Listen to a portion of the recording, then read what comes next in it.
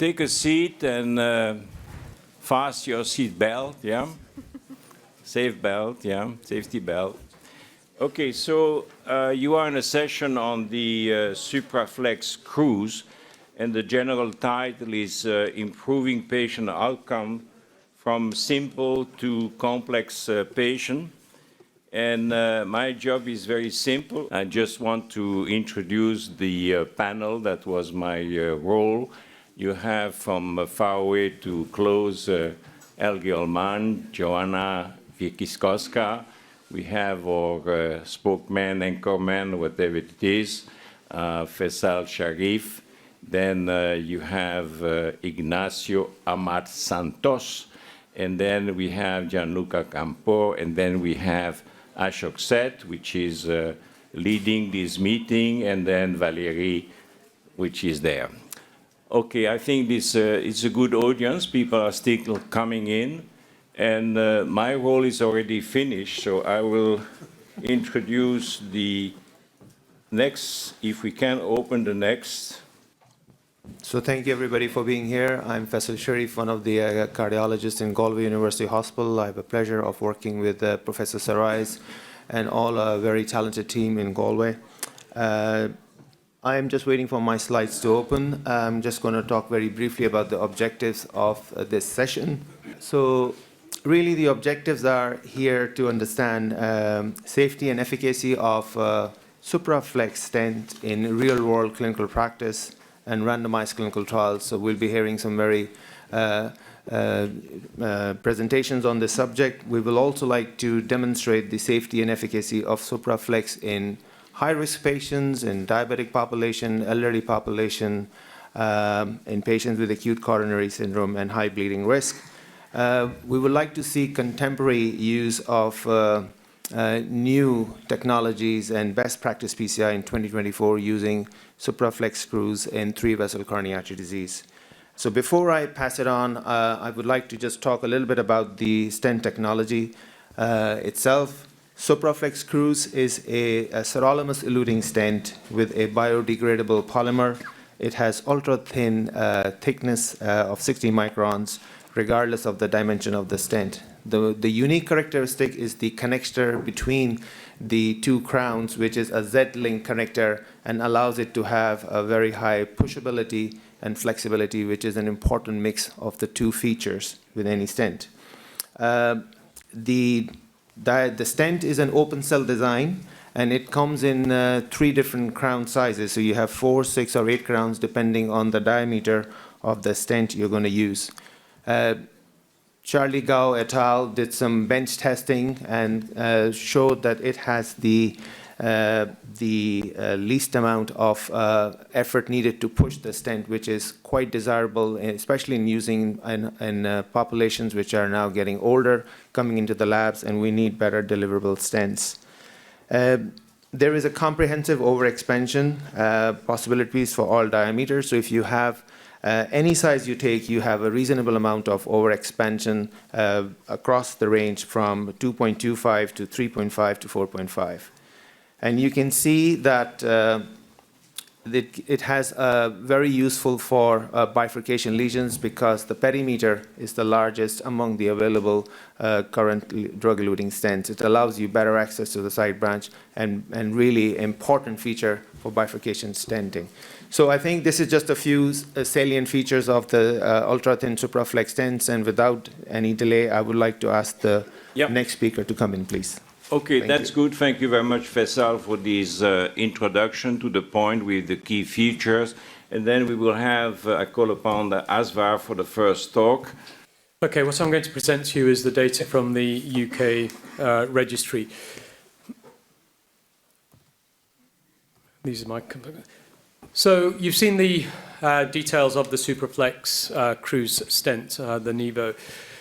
The majority of the data before it was launched in Europe was relating to South Asian population. So the UK S-Flex second registry, we'd done the first one several years ago with the original Supraflex Cruz, was designed to test its performance, safety and performance in a largely European, UK-based population.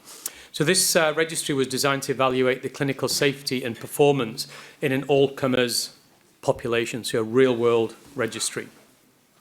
Prospective observational single-arm multi-center registry, we had a baseline of 1,835 patients recruited pretty quickly, actually, from March 2020 to September 2021. There were 19 NHS hospitals across the UK, across the 3 nations of the United Kingdom, and the primary endpoint, real world, once again, was target lesion failure at 12 months, which was a composite of cardiac death, target vessel myocardial infarction, and clinically indicated target lesion revascularization. And geography was not mandated, so this was patient-reported outcome measures. If you look to the right, 1,835 patients, and at the end of 12 months of follow-up, we had 1,730 patients, and these were the reasons for the loss of numbers. Baseline characteristics, there were absolutely no selection criteria. The patients that were enrolled were purely at the mercy of the treating physician. And as you can see, that this was a fairly complex patient population, typical of what we are doing in the United Kingdom, and it reflects very well our national database figures. So just over a fifth of patients had diabetes mellitus, 43% had multivessel disease, and 69% acute coronary syndrome.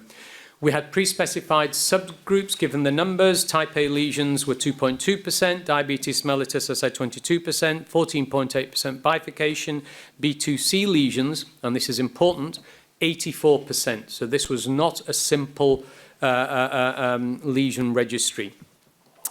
53.7% of patients had lesion length greater than 20 millimeters. Once again, if you look at the lesion characteristics, it start from the bottom, type B2C 89%, diffuse 56%, and moderate to heavy calcification 30%. So just emphasizing the point that this was a complex patient population. Procedural characteristics, so diameter stenosis of 90%, and I think what I want to point out to you is that given the qualities of this stent that Fairsil has presented, that the device success was 98%.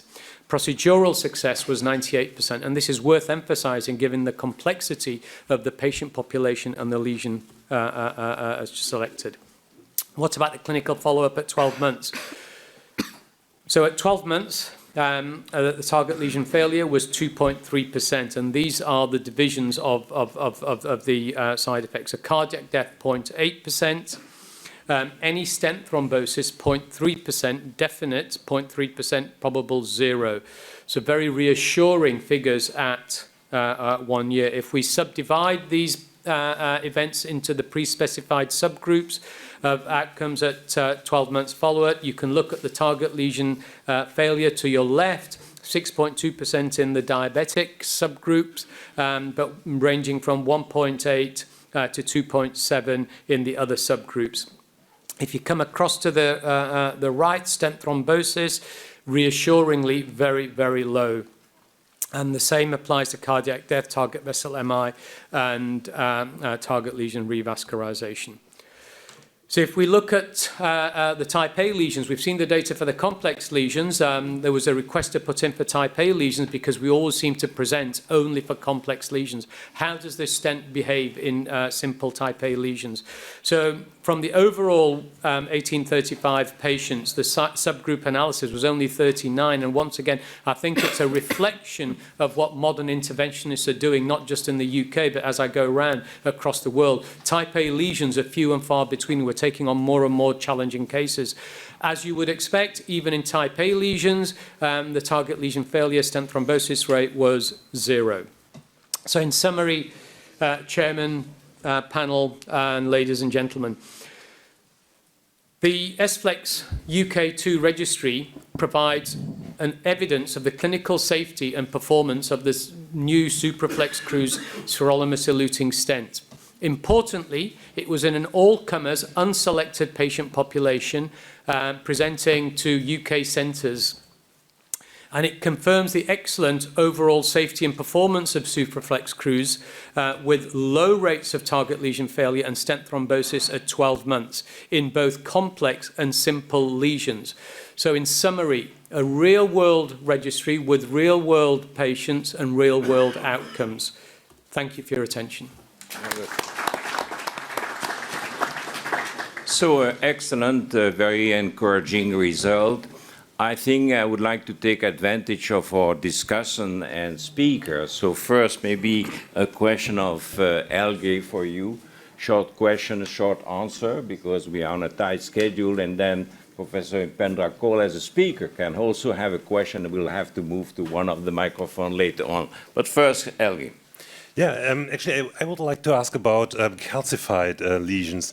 I just realized that there were a lot of calcified lesions in the registry, 30%, and we have a very high success rate, 98%.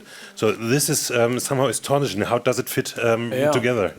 So it's encouraging because of what Faisal presented about the deliverability of this stent. So what is reassuring is that we see this in real practice. So the device failure specifically in moderate to heavy calcified lesions was 2.4%, which was 16 of the 612 moderate to calcified, heavy calcified lesions. So overall device failure rate 1.8, in moderate to heavy calcified 2.4%. Very good. Ashok, maybe you go to the microphone and ask your question, if you have a question. Yeah, I think... Pendra, that was Pendra, sorry. Okay. Okay, welcome. Use of intravascular imaging and, additional devices in these calcified lesions, rotablator and other things, yeah. So that data specifically was not collected in this registry, but the use of imaging physiology is under 15% in the UK.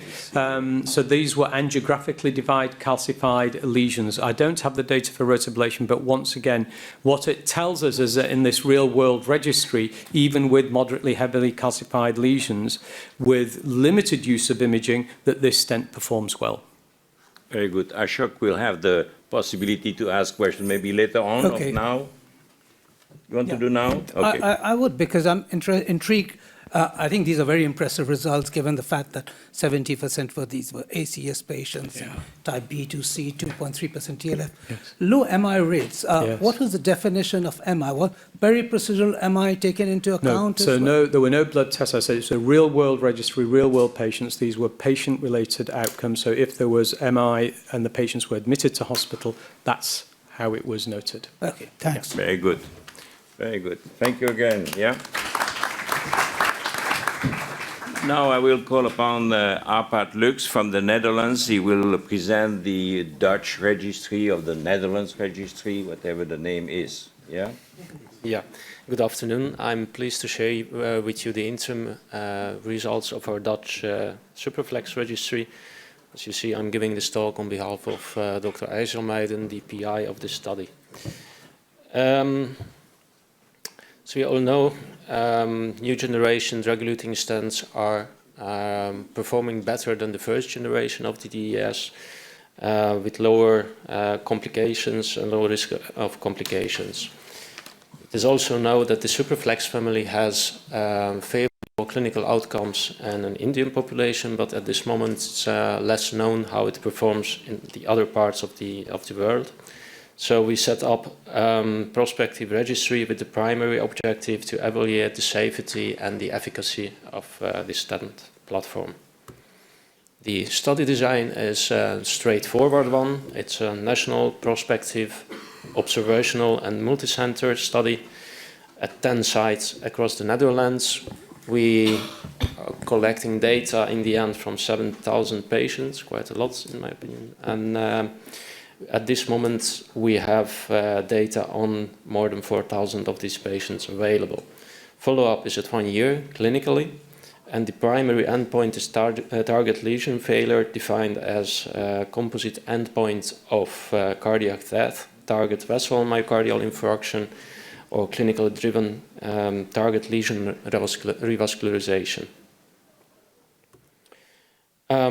These are the baseline characteristics of our population. As you see, this is also a generic, randomly selected population with an age of 67.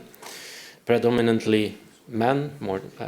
We have a lot of patients with hypertension, more than 50% of our population. A lot of people with hypocholesterolemia. And diabetes is approximately 20% of this population.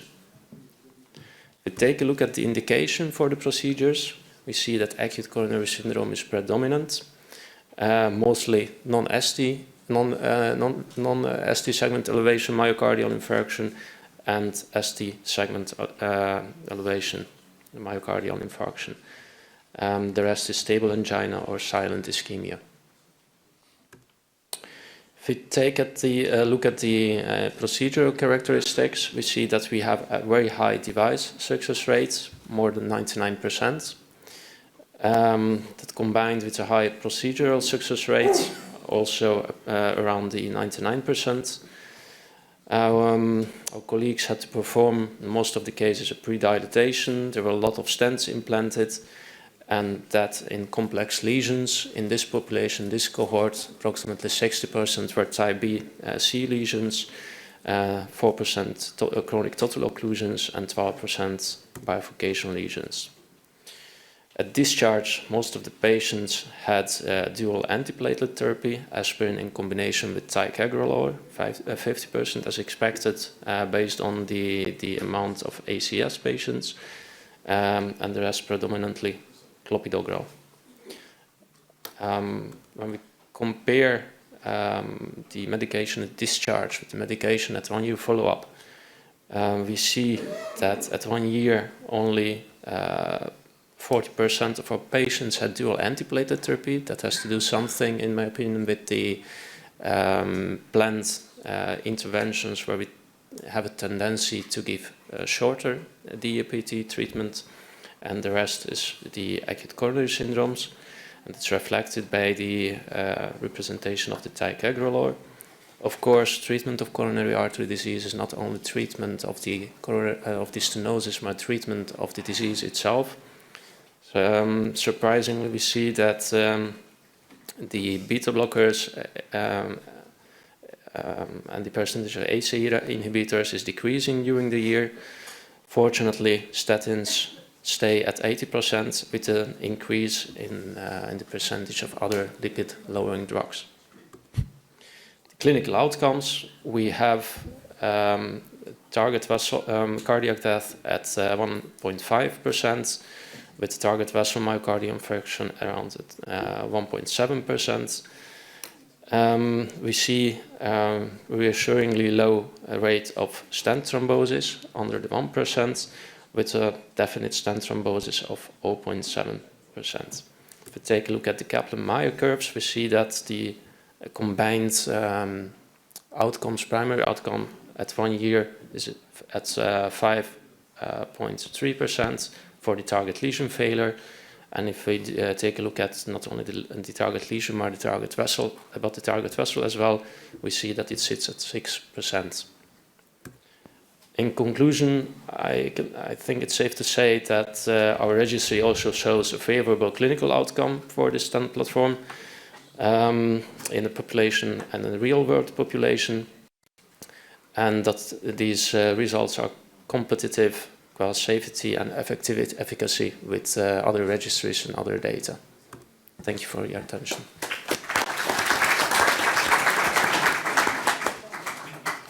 Excellent presentation. The result looks very promising, Dr. Arpad. So are there any questions from the panel for Dr. Arpad? Yeah, if I may. Maybe, yeah. First of all, I want to congratulate for this prospective real-life registry. This is crucial beyond the trials. I think this provides with the authenticity of what's happening in clinical practice, and the quality of the data were really good. What first came to my mind was the highest rate of TLF reported in this real-world trial compared to the previous trial, the UK registry, and which is your explanation for that? Is the longer length stent, the more overlapping? And that's an excellent and challenging question. But if you take a look at the baseline characteristics, we see that it's quite comparable. So we had a similar population in both registries. We see that we also had to treat complex patients, 60%, which is quite a high ratio as well. So I don't think that it's due to the population or the stent or technical issue. It's more probably something due to adjudication, how we are registering our data and how we're collecting data. I believe that we have to look at there how it's happening and how we record our procedures, how we define our procedures. Maybe if we control that one, that we have more complex procedures as well. Are there any more questions from the panel? Maybe Dr. Valeria? Yeah, there were also some bifurcation lesions and complex lesion. Do you have any specific comments about the stent characteristics and the stent platform in the bifurcation treatment? For example, access to side branch osteo? Yeah, I mean, the stent, as we just heard in the first presentation, has all the characteristics needed for this kind of challenges with good side branch access, post-dilatation limits, which also warrants the good outcomes for this challenging population, where you can leave a good result, a safe result behind. Very good. Excellent. So the next presenter is Simone Biscaglia from Italy, and he's going to talk about his experience of the Cruz stent and maybe a case presentation. Yes, exactly. Thank you very much. So yes, we will try to focus on, as it was said before, on a complex population. These are my disclosures. That basically was the one included in the FIRE trial, because this is what we will deal in the next 5 minutes. So in the FIRE trial, we included patients with at least 75 years of age and myocardial infarction as indication for PCI, so either ST segment or non-ST segment elevation MI. The patient had to be multivessel, so the treatment of the culprit lesion was warranted in all the patients, and after the treatment of the culprit lesion, patient could be randomized to either a complete revascularization guided by physiology or a culprit-only treatment. So these are the baseline characteristics of the study, just comparing the FIRE trial with all the other trials like the COMPLETE, the COMPARE, and all the culprit, all the other studies comparing culprit-only versus complete revascularization. You can see that obviously the age was higher because it was an inclusion criteria, but also the rate of diabetes, female patient, and patient with complex presentation was higher. If you have a look at the results of the study that were published on the New England and presented at the last EAC, you see that the primary outcome at the patient level, so a patient composite outcome of death, myocardial infarction, stroke, and ischemia-driven revascularization was significantly reduced by physiology-guided revascularization, with the number needed to treat of 19 to reduce the occurrence of one primary outcome. This is the main publication of the study. Today, Andrea presented in the first late-breaking session the sub-study on QFR assessment in the study. So this basically is one of many probably publication afterwards. If we move to the case, so a typical FIRE trial case, a woman, 80-year-old, hypertensive, dyslipidemic, with chronic kidney disease, so moderate reduction in the glomerular filtration rate, and anemia. She called the emergency number, that is 118 in Italy, for ST segment elevation MI, and so she came to our attention in the cath lab. So this is the angio on the right coronary artery. You see here there is a, I would say, critical or nearly critical lesion in the proximal RCA, another lesion in the mid to distal portion of the RCA, but it was not the reason why the lady was coming to our attention, because she had an occluded circumflex artery, and obviously there was also some kind of intermediate disease in the LAD. So typical FIRE trial case, one culprit lesion, circumflex, at least two non-culprit lesion, one on the RCA and one on the LAD. This was the treatment of the culprit lesion, so wiring, predilation with a small balloon, 2.0, then Supraflex Cruz stent 3.5/28 was implanted with the post-dilation 4.0. The vessel was huge, not just pain, complete ST segment resolution. So after the treatment of the culprit lesion, the patient was randomized to physiology-guided PCI. Then what did we do? We performed QFR, so an angiographic-derived fractional flow reserve estimation based on the projection that we acquired during the culprit, after the treatment of the culprit lesion. And then here you can see the results on the LAD. So what does the QFR tell you? It tells you that the vessel has not to be treated because the value is 0.84, so it's more than 0.80. That is the threshold that's similar to FFR. And what does it tell you about the RCA? On the contrary, for the RCA, you have to treat the patient and the vessel because the value is below, as you can see here, the threshold of 0.8 is 0.78. And what you can do also with the QFR assessment is trying to understand which lesion needs to be treated and if you have to treat both lesions in order to achieve a good final functional result. And basically, in this case, what was done based on the QFR pullback was to treat only the proximal lesion. That was the most relevant one at the pullback because the residual QFR was around 0.90, that it's near to the threshold for a good post-PCI result.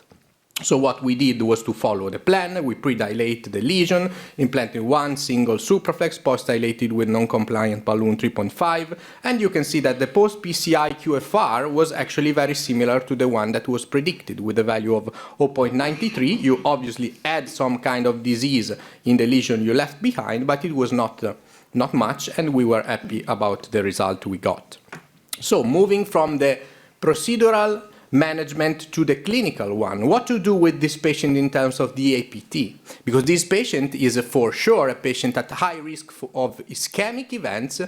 Remember, older patient, MI, multivessel disease, multivessel intervention, but at the same time she is a high bleeding risk patient because she has the major criteria for bleeding and at least two minor criteria, for ARC HBR criteria that are age and renal function reduction.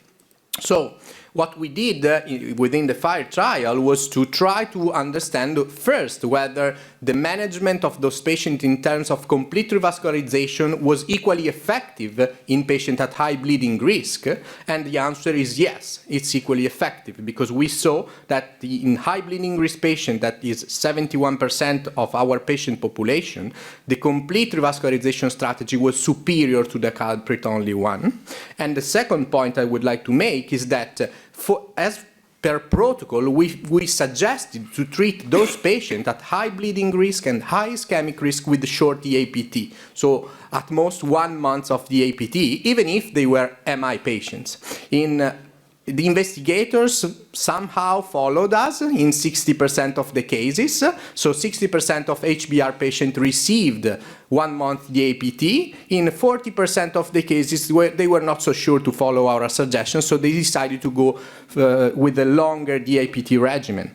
So we were able actually to compare those two DAPT regimen, and you can see that there was no difference in terms of ischemic events in between HBR patients treated with short or longer DAPT. But if you look at the occurrence of major bleeding as BARC 325, you can see that shorter DAPT was superior to longer DAPT. So actually this is very reassuring in the treatment of those patients with short DAPT, and probably this is also thanks to the platform we used in the study that was Supraflex Cruz in most of the patients enrolled in the FIRE trial. So in conclusion, we can say that the FIRE trial for sure supported physiology-guided PCI over culprit-only strategy in older MI patients, that HBR patients have the same benefits related to complete revascularization as compared to non-HBR patients, and that short EAPT behaved well also in the FIRE trial population. Thank you very much for your attention. So I think a wonderful presentation, a topic which has been recognized by the editorial board of the New England. That's a sign of quality. Answering an important question in a population which is frequently underrepresented, the elderly. Okay, so that's very good. And then I think that you answered partially the question, and I would like to ask your partner in time, because these two guys are working together all the time. So, Gianluca, you have a question for your partner. I hope you didn't give the answer in advance. No, Simone. I believe we are stressing the importance of the safety of the device. So if you can give some insight regarding stent thrombosis in the FIRE trial, in particular putting in the context after the recent publication of the FURREVAS trial, where the results are totally different. Yes, because that's actually a very good point. In the FIRE trial, we saw that the definite stent thrombosis was less than 1%, and it was completely similar among the two arms. So there was no increase of stent thrombosis by treating more lesion, more complex lesion, more non-culprit vessels, calcific lesion, and so on. On the contrary, in the FURREVAS trial, what we saw is that if you have a look at the comparison between the two arms, so the complete versus the culprit only, you saw actually an increase in stent thrombosis rate in the complete arm, meaning that if you treat more patients with the stent platforms that were used in the FURREVAS trial, you may have some additional risk for the patient. That was not what we saw in the FIRE trial.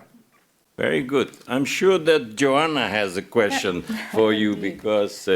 You know, I always love to work on prediction models, and are there any predictors who actually benefits the most from complete revascularization? Have you identified any groups that maybe you should avoid?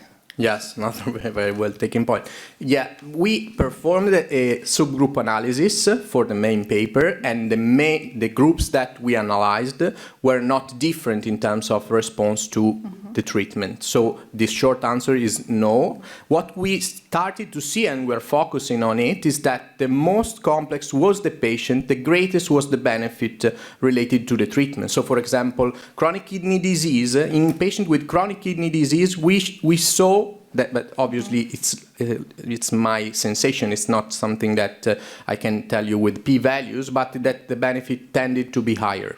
I think you sort of answered my question with your case, because you used QFR. You used it only in 20% of the cases, but I think probably that patient with CKD, if you've treated all the lesions, LAD and the distal right, might not do as well as just treating the proximal right and being selective based on QFR. So maybe the benefit would have been better if 100% was done with QFR.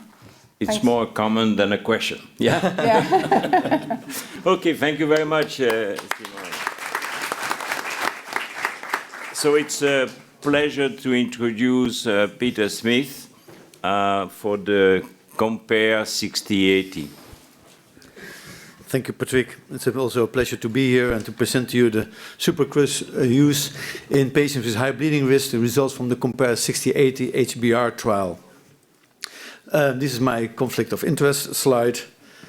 And let me start with a case, a typical case from the Compare 6080 HBR study.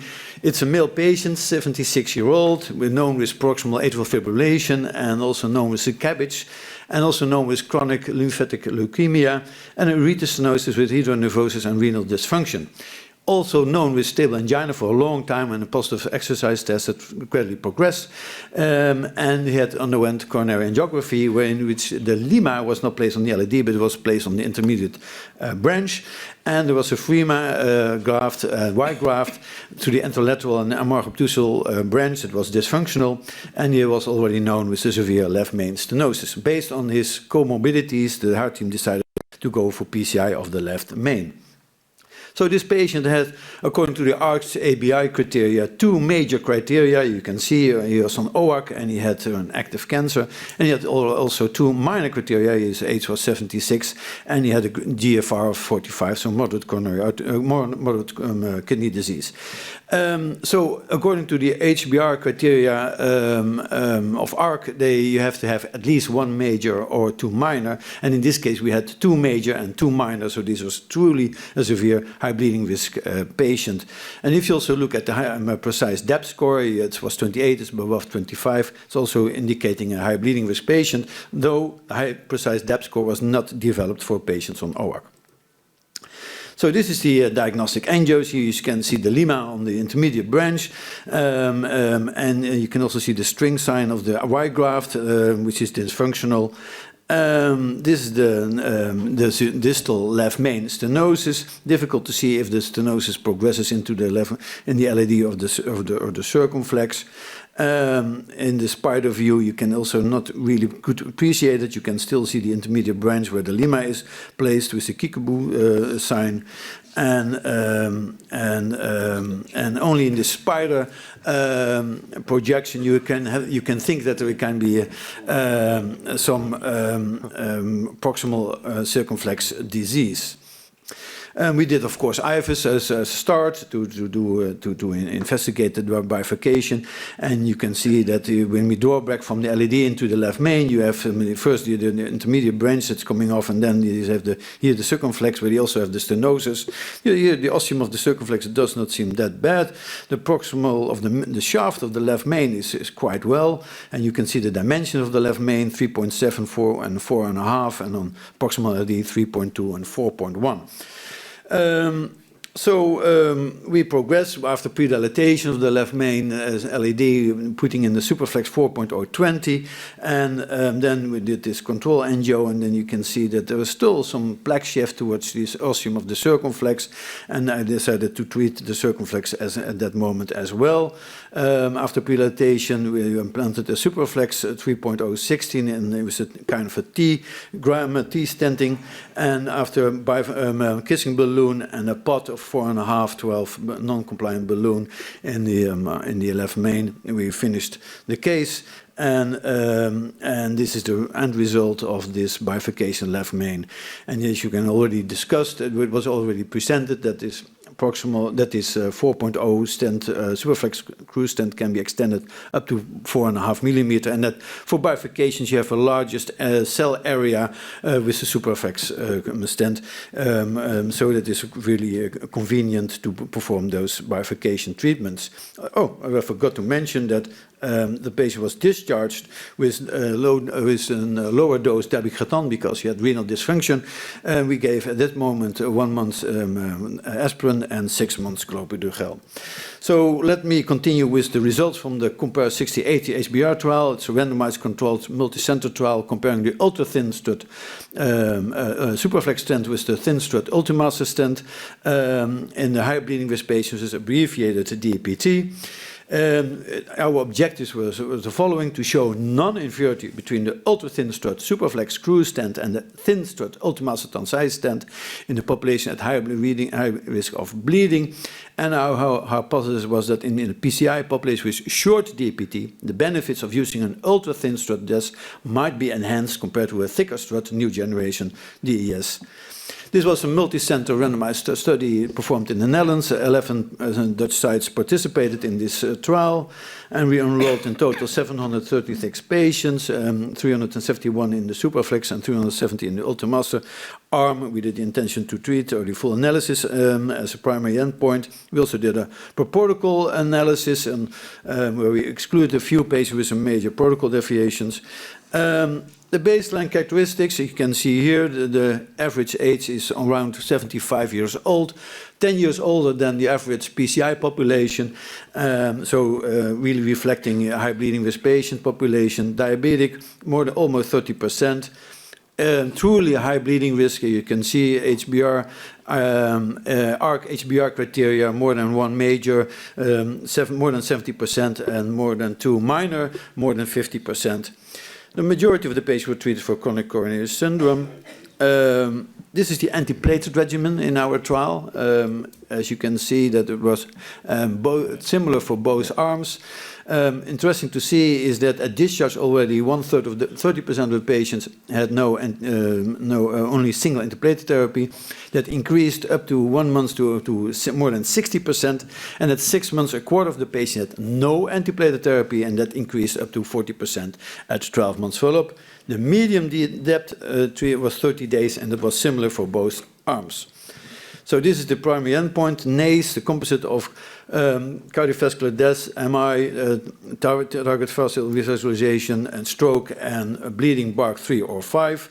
You can see for 17.1 for Ultimaster and 15.4% at 1 year for the Supraflex Cruz stent. And with this difference of 1.65, it does not cross the border of non-inferiority. So non-inferiority was significantly reached with a p-value of 0.02. We also did superiority testing. Unfortunately, the study was underpowered to show superiority. And we also did a per protocol analysis and also reaching significant benefit, non-inferiority with a p-value of 0.02.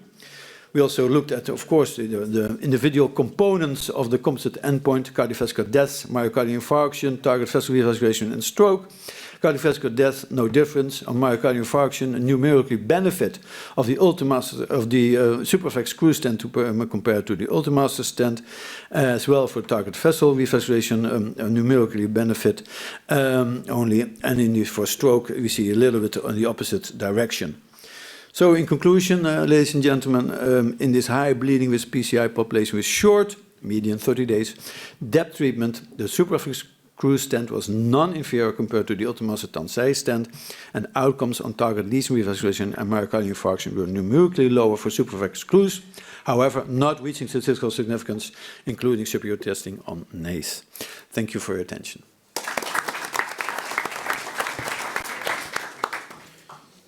Professor Smith, thank you for an excellent presentation. The results are very encouraging to use a short depth in thin struts, stents.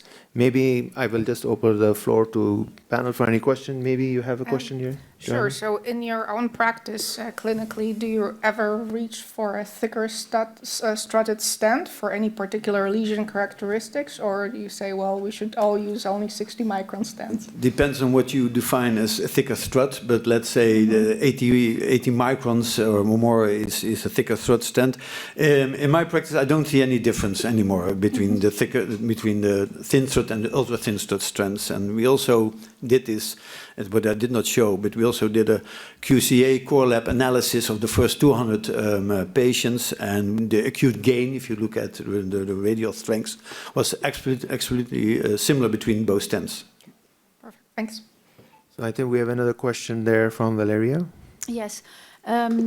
Peter, during the conduction of the trial, the APT regimen was adjusted according to the evolving guidelines on the APT recommendations. Do you think that this adjustment affected the clinical outcomes? In which way? Can we assume can we speculate that probably a more consistent, shorter DAPT would have yielded even better outcomes of these results? Yeah, that's a nice question and very intriguing as well. And I certainly believe that there could be a potential signal towards a better outcome with ultra-thin stents with an even shorter DAPT. Yeah, indeed, we had to change. We changed our DAPT recommendations during the trial based on the guidelines. Yeah, there's a potential benefit in shorter DAPT with ultra-thin stents. Very good. Thank you very much. Yeah. So we continue, and it's a real pleasure to... You go first before Upendra? Yeah. Would we? Okay, good. So go ahead. Yeah?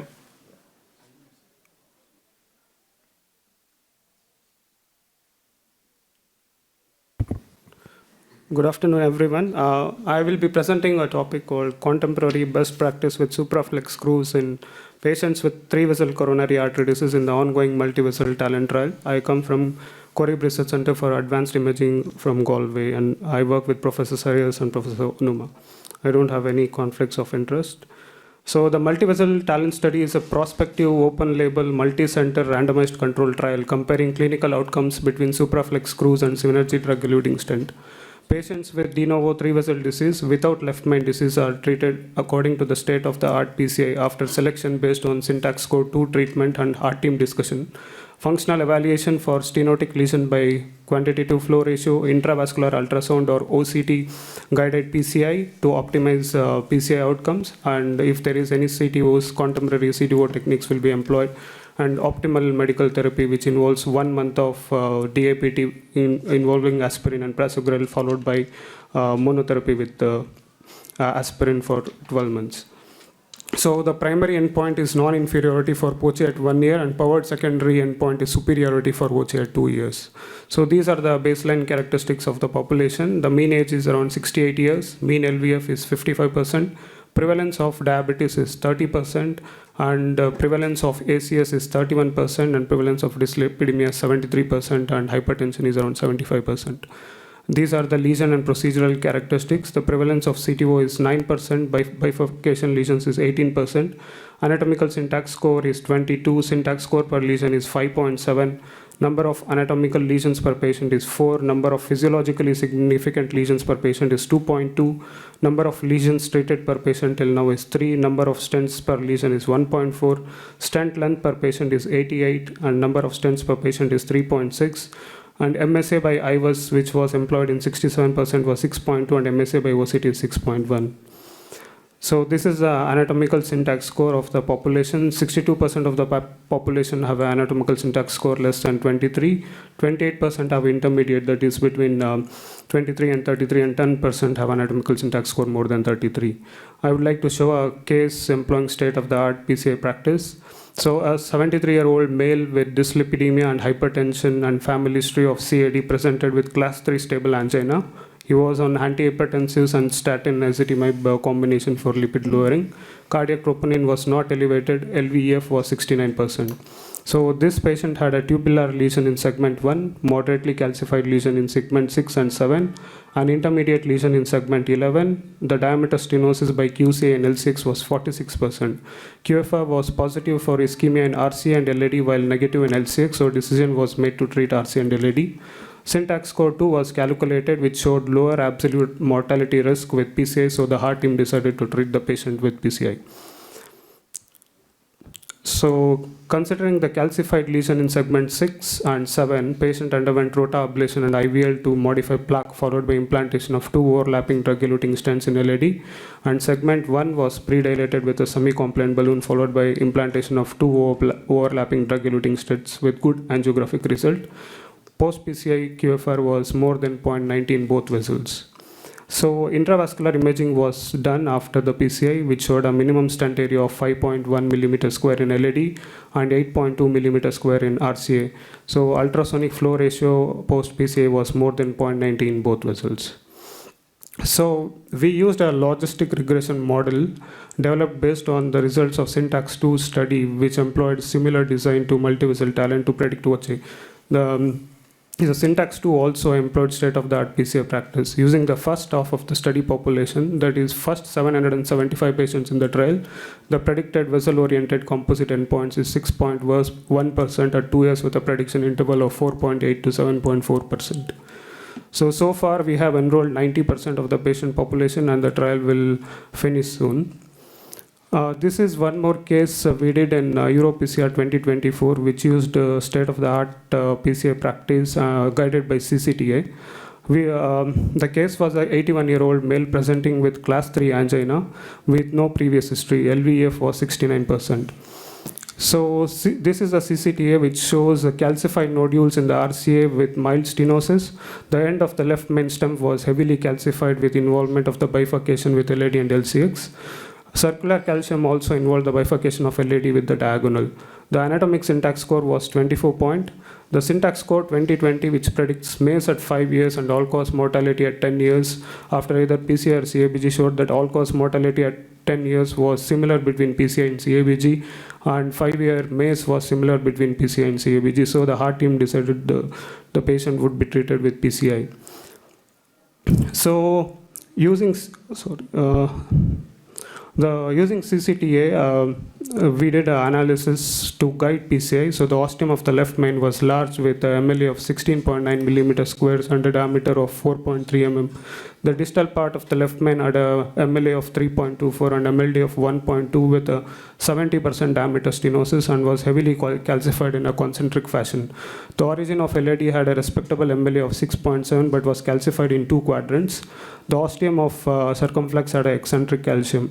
The distal LCX had a diameter of 2.7 while the reference diameter for LAD was 2.98 mm, which gives some information about what kind of stent could be used. The length of lesion was 25 mm. Obviously the FFRCT in the LCX and LAD were very low. So using CCTA, the strategy of left main PCA could be predetermined. Since the sinus of Valsalva had a diameter of 2.8 centimeter, 7 French EBU, 3 guide catheter was selected. Considering the heavily calcified circular plaque in the main stem, upfront lithotripsy device was selected. The working angle to guide and cannulate the left main ostium with the guiding catheter would be LAO 20 degrees and cranial 30 degrees, while the largest bifurcation angle would be seen in LAO 50 and 35 degrees. The planner software is used to predict the result of virtual treatment. So if we implant a stent of 25 mm with a proximal diameter of 4.3 and a distal of 3 mm, the FFRCT post PCA would be 0.94, and we can see that the FFRCT in the diagonal after PCA was less than 0.80, so we can avoid the bifurcation lesion of LAD diagonal.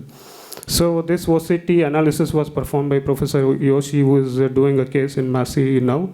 So patient underwent PCI from left main to LAD, and post PCI OCT pullback showed a good result with good MSA and no edge dissection or under expansion or malopposition. LCX ostium was patent.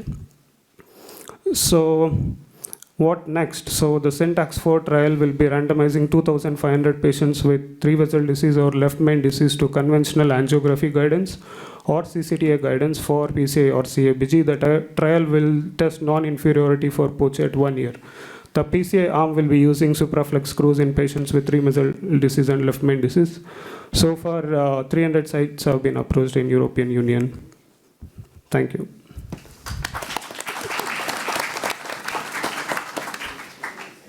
A nice presentation, Putfi. Of course, that trial is currently will be submitted to the European Union, so we don't have the guarantee that we will conduct it, but at least we will try very hard. I think that Elge has been very much involved. He's one of the PI of the Multi-Talent. Any question after this presentation, Elge? Yes, actually, we are talking about multivessel disease, and a very strong part of this trial was the intracoronary imaging. Do you still think that this is of great importance? So we have Illumin 4 presented a couple of months ago, which was not so successful. It was actually a negative trial.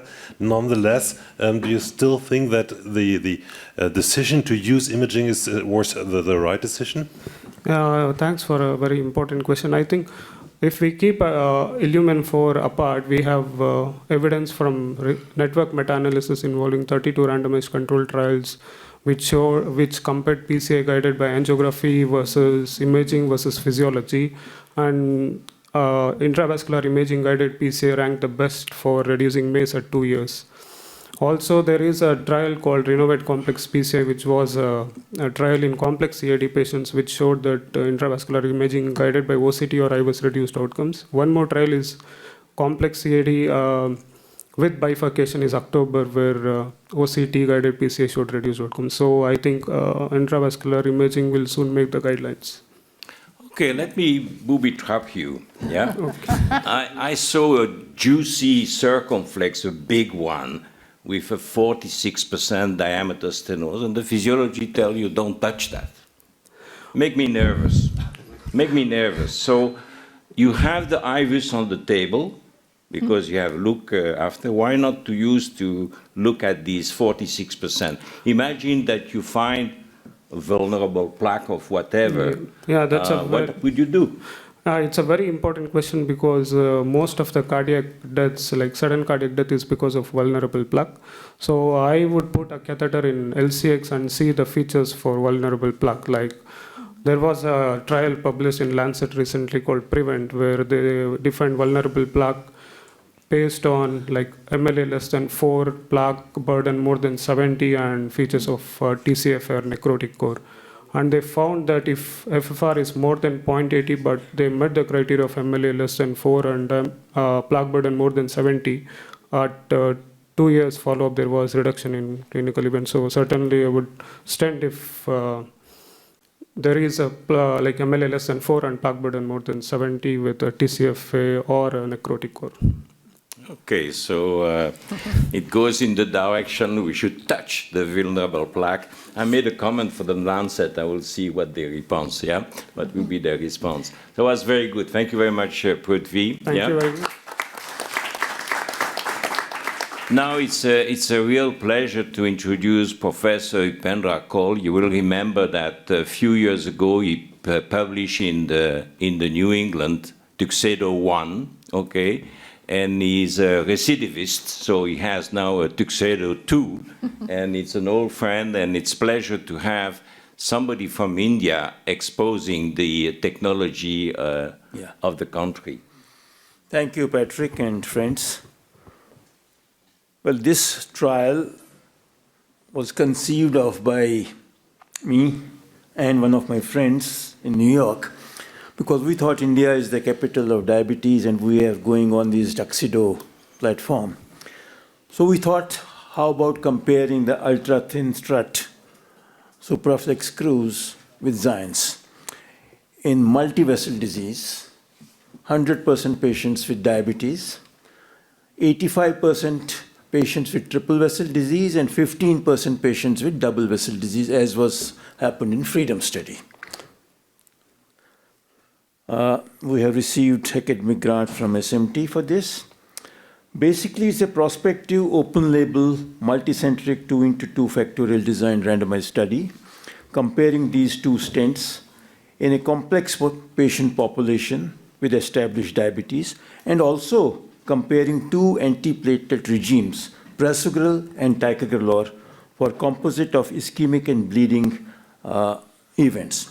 And then finally, to pull up the data of the two stents and follow up these patients for 5 years and compare with the results of the CABG arm of the Freedom study based upon their performance goal analysis, not a 1:1 randomized study with surgery, but we get some kind of a answer from that. So basically, the hypothesis being whether the ultrathin drug-eluting stent could provide a new choice for diabetics with complex multivessel disease, combined with contemporary medical treatment, high-dose statins and SGLT2 inhibitors and all the good things for managing diabetes. Well, they're randomized. Half of them go to Supraflex Cruz and half of them go to Xience, and then they're also at the same time randomized between these two antiplatelet agents. So let me, the study is still ongoing, so let me share you two cases. One is a 67-year-old male, class 3 angina, dyslipidemia, ejection fraction 50%. He has angiographic evidence revealing triple vessel disease, left dominant, RCA is small, highly calcified LAD, up to 90%, and long lesion in obtuse marginal 1 and obtuse marginal 2 is also significant disease. Distal circumflex and left PDA has 60 to 70% plaque. You can see the images. So first lesion to be dealt with was this large circumflex obtuse marginal, which was crossed, dilated, and a stent was put in.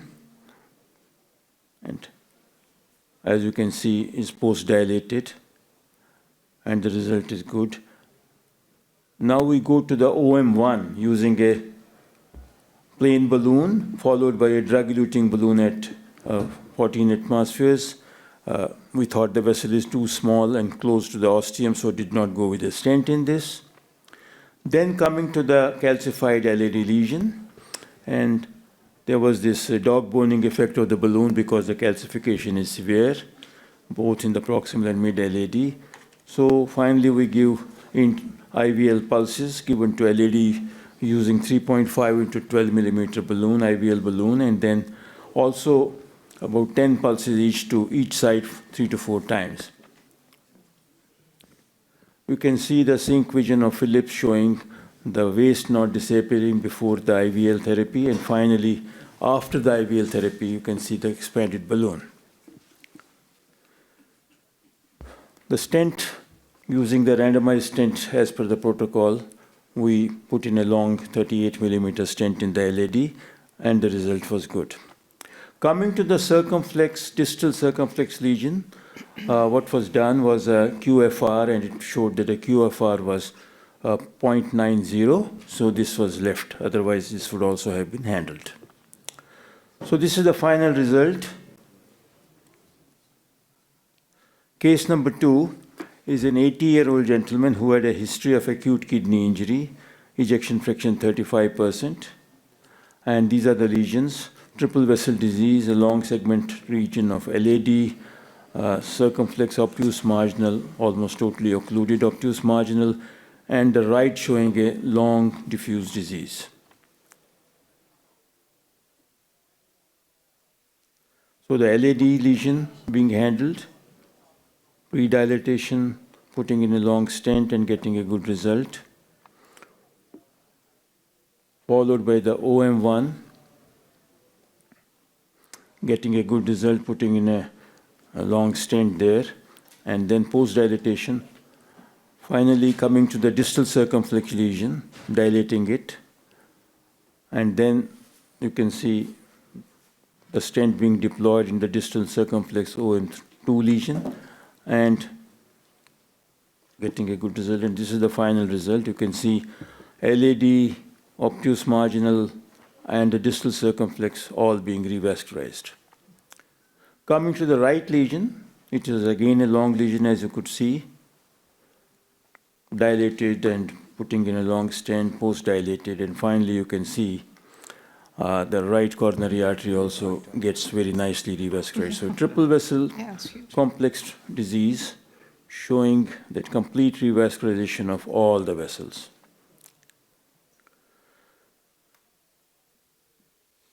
So the status of the study as of this morning has been 1644. After this slide was made, 2 more patients have been put in, so it is now 1646.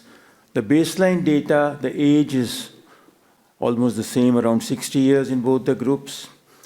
The left ventricular ejection fraction is close to 50, and most of them, predominant them, are type 2 diabetes mellitus.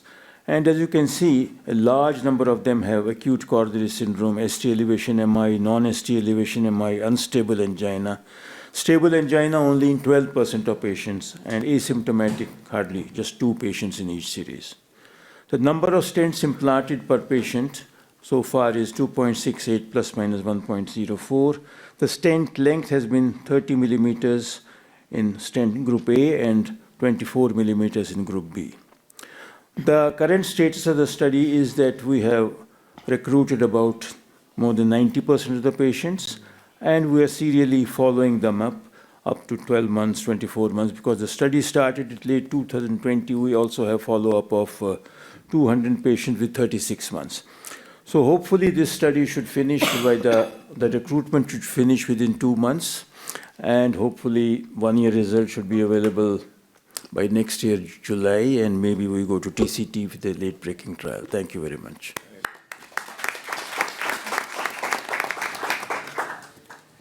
Thank you, Professor Kaul. Excellent presentation.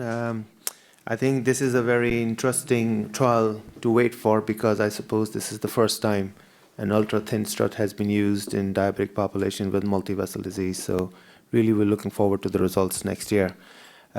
So I will open the floor to the panel if there's any questions.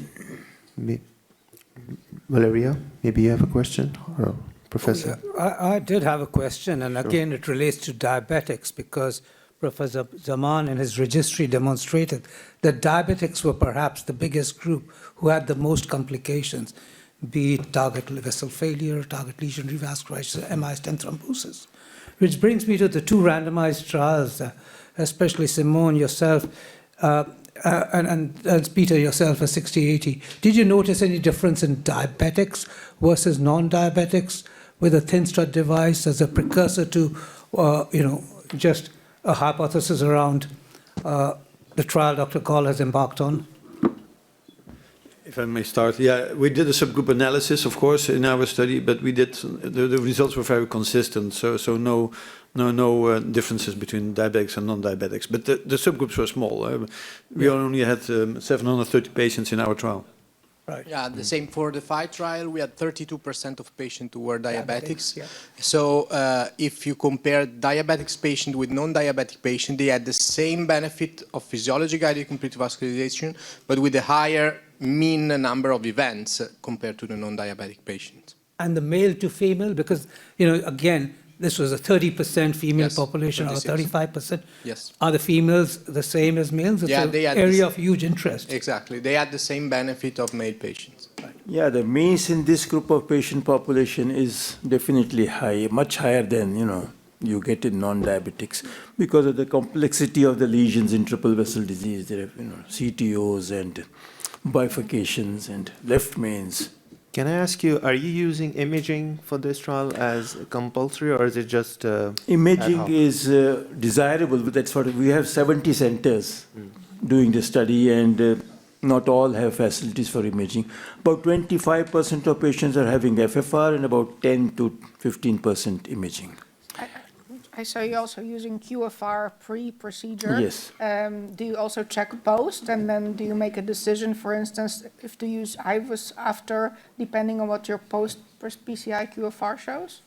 Yeah, it all is depending upon center to center because this has not been mandated. 1,800 patients, if you look for in our country and get them going with all IVUSs, I don't think it's possible. So I thought, whatever we are doing on ground in India, we should present. And it's a big population, capital of diabetes.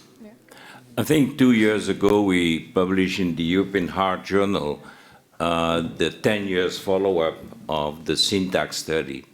And what was amazing is that the diabetic, for instance, in all-cause mortality, no adjudication, the ultimate judge, there was no difference between the diabetic and the non-diabetic. But the insulin-dependent, that's where there is the problem. Yeah, that's really where there is the problem. But not in the common diabetic on diet of with oral hypoglycemia. So that works quite well in the long term, 20% of the patients in this study are requiring insulin. They're not many have to be dependent, but requiring insulin, 90%. Any more questions from the panel? Yeah, I think we were sort of curious, how do you convince the surgeon to let you do the case in a diabetic patient with three-vessel disease? That's What's a your strategy? great challenge because the biggest challenge is freedom study because everybody knows about the freedom study. It had come in newspapers also that time. But the other challenges are that having stock of Zions as well as Supraflex Cruz of all the sizes in 70 centers is not easy. Number two, there are regulations by many, funders that if you need more than 3 stents, patient should go for surgery. So these are some of the common challenges which we face, but we tell the person, heart team decision is there that we can do equivalent revascularization, and surgeons so far have been quite, generous in allowing us to do it. You're lucky. Yeah. So let's see, we are coming to an end. I think that the audience must have the chance to ask a question. They can be shy, they can be prudent, but if there is a brave in the audience, go to the microphone and ask the question. We'll give you some times. And then we still have a few minutes to discuss. I would like to make 2 or 3 comments. The first one, like Faisal has said, what is very important with this technology, more important than I believed initially, is this long connector in zigzag, because it goes from valley to valley. Nobody has done that. All did some S connector, sometime on the side, but not from valley to valley. And as you said, very good, there's a duality there. You have on one hand the flexibility, and on the other hand the pushability. And I think it's important to say. The second point is that when the people think about the thin struts, I've heard that, they are somewhat nervous about main stem. I can tell you there have been plenty of main stem treated with this case. And I think the case of Prithvi is a good illustration to a full ring of calcium Of course, you did 10 sessions of lithotripsy for 10 seconds, but then the stent went through and deployed completely. The third thing, which is very interesting, is that in February, there was a publication in the American Journal of Cardiology. And that publication was done by the investigator of the ORCIRO of Biotronic. And they did a beautiful network meta-analysis, very professional. The result is interesting. When you compare 10 stents used in Europe, the number one for TLR and TV failure is the Supraflex Cruz, together with the mice stent. Two studies published in the New England. The mice stent, unfortunately, was never commercialized. Then you get the science, then you get the synergy, and then you get the ORCIRO. So we should really not be afraid to use that technology, because even by investigate of the ORCIRO, they came to the conclusion that that was the best. And the statistic in that paper is quite remarkable. You should read that paper. So I'm very pleased to work with that technology. We would not be there with the best in Europe to work on that if we were not convinced that it's a good technology. Now, in the meantime, you have formulate your question. No? Who wants to do that? Who is brave? A lady, because with the equity today, everybody. Otherwise, we will give Valeria another question, another chance to ask a question. Yeah, we were talking about this technology, and unlike other thin stent struts, the DES, for this DES, we have that the strut thickness is really low across all the stent platform. So I would like to ask the panel, particularly I want to ask Simone, because in your FIRE trial, you enrolled all acute coronary syndrome patient, 35% ST elevation. You show a nice case of a woman with a medium big caliber of circumflex, with a high thrombus burden. So any concern about the metal to artery ratio? Yes, that's a very good point. So we actually had a look into it, because in the FIRE trial, randomization was after the treatment of the culprit lesion. So in some cases, few cases, the operator and the investigator put another stent platform just for the culprit lesion and Supraflex Cruz in no culprit lesion. So we had many cases with the culprit lesion treated with Supraflex Cruz, the vast majority, but we have some few cases with the culprit lesion treated with another stent platform. And we did not see any difference among the two groups. So obviously it's not randomized, it's still, to give you some insight into the trial, but we did not see any increase in periprocedural complication, nor reflow whatsoever. Okay, is there more question in the panel? A second lady for a question, no? And then Ashok, yeah? Yeah, I do. And of course, we've had a great session, and we've really, reflected on you got a lot of data around the benefits of this stent strut device.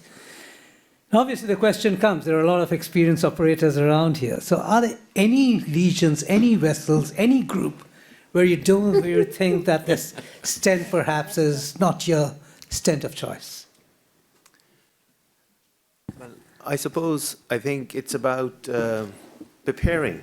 I think now with the current technologies and the imaging that is available, I think with the new OCTs, Ultron, high definition IVUS, if you could do that, and even a lot of trend is now towards CT-guided PCI. So if you have all that imaging information, I think you prepare well, you will fail less. But if you don't prepare it, then of course you're going to have those problems where stents are going to give up at some stage.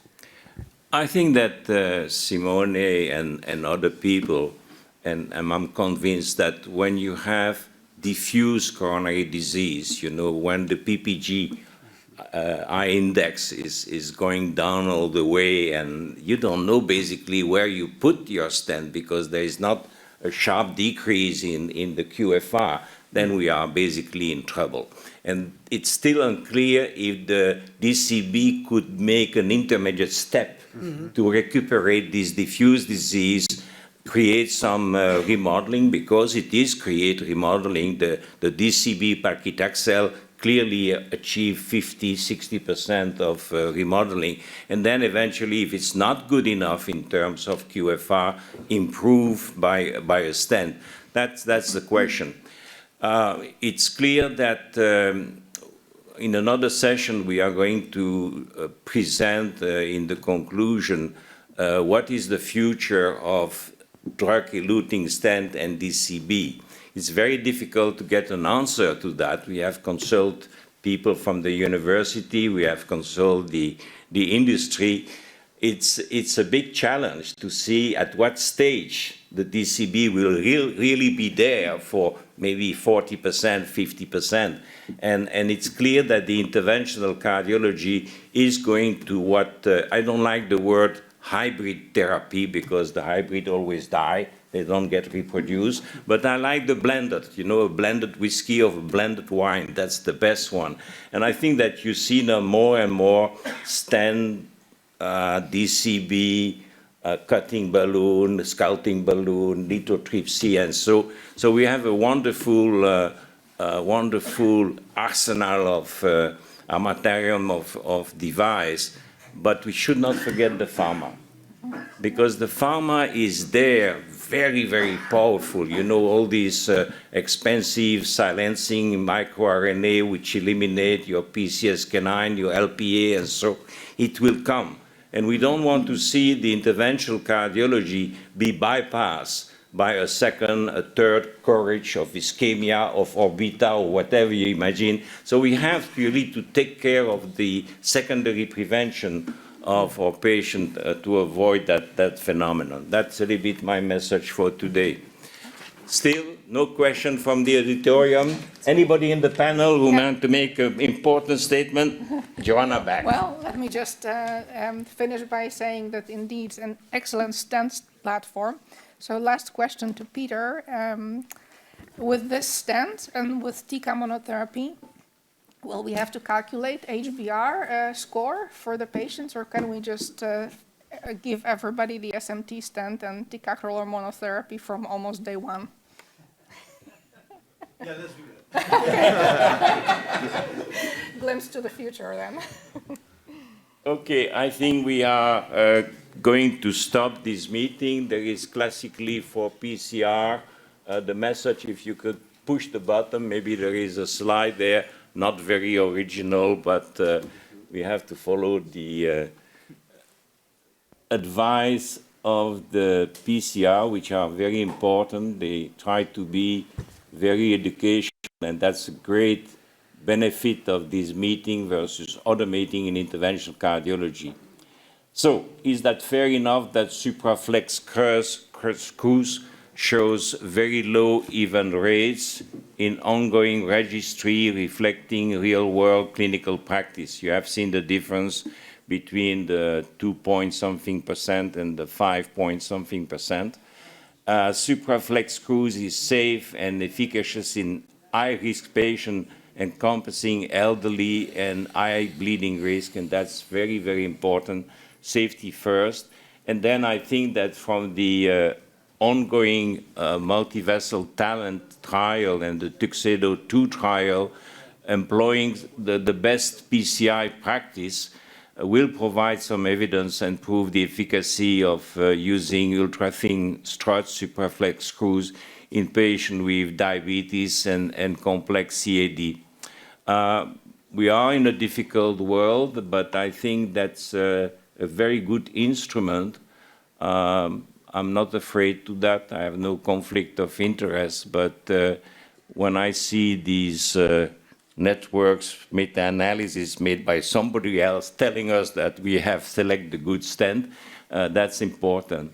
And then we will try to do this very ambitious trial. As you know, we have published 1 month ago, in the European Heart Journal, the fact that we go to bypass surgery without cine angiography. Now, if the surgeon can do that with very good feasibility, 99%, and great success, we interventional cardiologists, we should use more multi-slide CT scan to know that you are going to find a subtotal a main stem full of calcium. It's really a big advantage. So this Syntax 4 trial, if we succeed to convince the European Union that we have a good application, will be important, because I really believe that the conventional cine angiography will progressively leave the scene. I don't know if you are familiar with the photo counting multi-slide CT scan, which is unbelievable. I mean, it's a resolution of 100 micron. It's 2 times better than the cine angiography. So I think it's going to happen. How many years it will take, I don't know, but the process is getting very, very quickly. I heard that Siemens, for instance, has stopped the production of the conventional multi-slide CT scan and do only the photo counting. And I recommend you to look at these images. They are phenomenal. If the surgeon over the last 2-3 years were able to operate the patient without cine angiography, that's a message. That's a message that, that we should amplify. Why? Because if you eliminate this 35–40% coronary angiography who doesn't produce anything, I mean, the patient leaves the cath lab without any recommendation, even without improvement of the secondary prevention or primary prevention. We have to change that. We have to create space and time in the cath lab for many other things. You know, the valve, the left appendage occlusion, a complex CTO, etc. That's, I think, a little bit the message for your community. And I'm very pleased to see that SMT has decided to be the industrial partner in this application of the European Union. Half the industry, half the European Union. So we hope to be successful. If we are not, we will continue in that direction until we do the trial. Okay? Thank you very much.